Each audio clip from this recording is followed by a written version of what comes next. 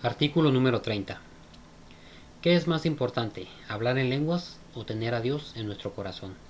Primera de Corintios 14, 21 y 22.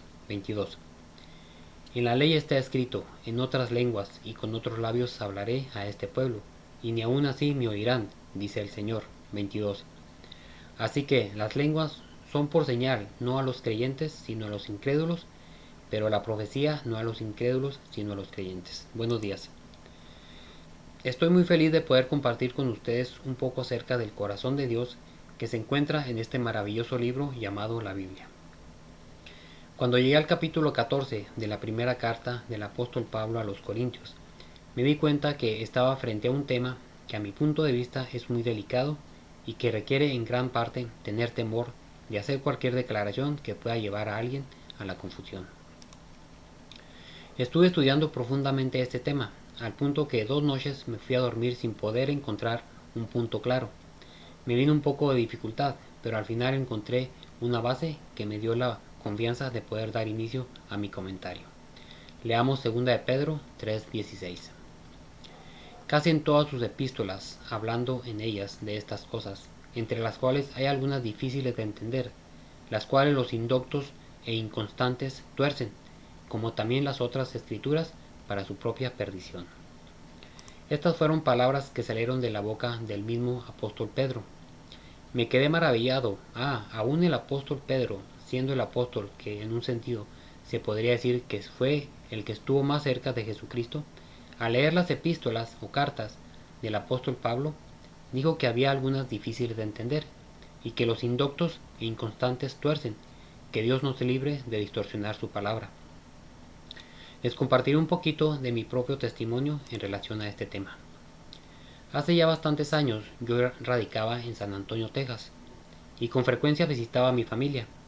En aquel entonces mi madre no había podido encontrarse con el verdadero evangelio de la Biblia, así que era azotada por la religión. En aquel entonces ella me insistía en que me bautizara por inmersión. A base de mucha insistencia tuve que ceder solo con la idea de complacer a mi madre. Después de salir del agua nos llevaron a la nave donde se encontraban reunidos todos los que habían recibido el bautismo. En aquel entonces el líder de mi madre se me acercó y me dijo que hablara en lenguas.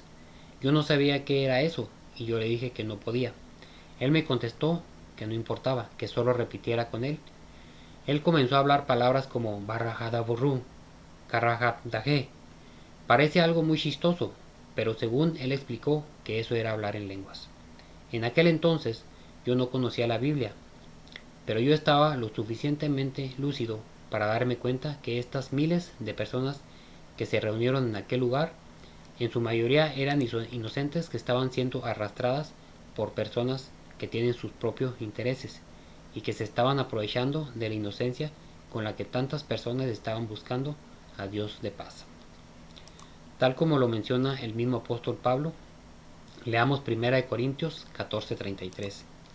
Pues Dios no es Dios de confusión, sino de paz, como en todas las iglesias de los santos. Ahora que he comenzado a hablar sobre el tema, me doy cuenta que hay muchos que decir, pero haré una observación y lo demás lo dejaré a criterio de ustedes. De acuerdo a la Biblia, hay lenguas angelicales y lenguas humanas.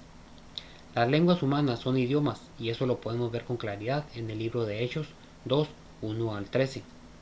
Como dije al principio, hay temas que son difíciles de tratar aún para los mismos apóstoles. Pero de una cosa debemos estar seguros, que el escritor dijo que las lenguas no son por señal a los creyentes, sino a los incrédulos. Y el escritor era un erudito en el conocimiento del Antiguo Testamento, por eso hay confianza en sus escritos. Con gran gozo en mi corazón les quiero compartir este versículo, palabra del mismo escritor. Leamos 1 Corintios 13:1. Si yo hablase lenguas humanas y angelicales y no tengo amor, vengo a ser como metal que resuena y cimbalo que retiene. El amor aquí, como lo explica en mi tema anterior, es Dios, y lo más importante no es si hablo o no en lenguas, lo más importante es si tengo a Dios en mi corazón. Que Dios los llene de sabiduría en cuanto al conocimiento de su palabra. Hasta la próxima.